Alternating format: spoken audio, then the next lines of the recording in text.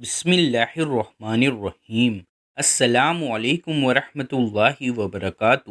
یہ دعا انبیاء کرام کا وظیفہ ہے۔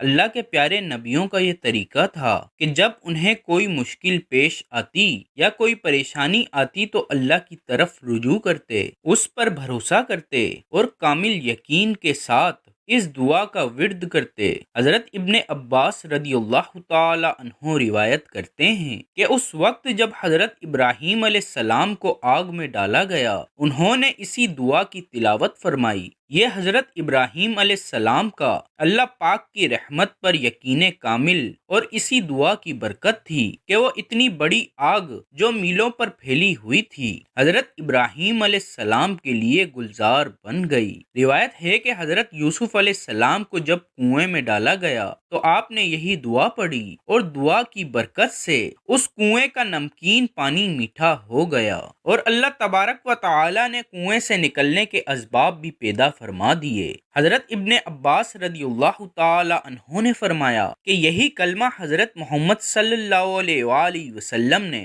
اس وقت کہا تھا جب لوگوں نے مسلمانوں کو ڈرانے کے لیے کہا تھا کہ کفار نے تمہارے خلاف بڑا لشکر کثیر جمع کر رکھا ہے تو ان سے ڈرو، لیکن اس بات نے ان مسلمانوں کا جوش ایمان اور زیادہ بڑھا دیا اور وہ کہنے لگے کہ ہم کو اللہ کافی ہے اور وہی بہترین کام بنانے والا ہے۔ یہ دعا سنگین بحرانوں اور شدید ترین مصیبت کی صورتحال میں ملجا و معوی ہے۔ یہ ایک ایسی طاقتور دعا ہے کہ اگر کسی مسلمان کا مال چھن جائے اور واپس لینے کی سکت ہو، نہ کوئی مددگار، تو یہی دعا کام آتی ہے۔ یہی دعا مصیبت کو بھلانے کا باعث اور تکلیف سے حفاظت کا مضبوط قلعہ ہے۔ بسم اللہ الرحمن الرحیم۔ شروع اللہ کے نام سے جو بڑا مہربان نہایت رحم والا ہے۔ حسبنا اللہ و نعم الوکیل۔ ہمارے لیے اللہ کافی ہے اور وہی بہترین کارساز ہے۔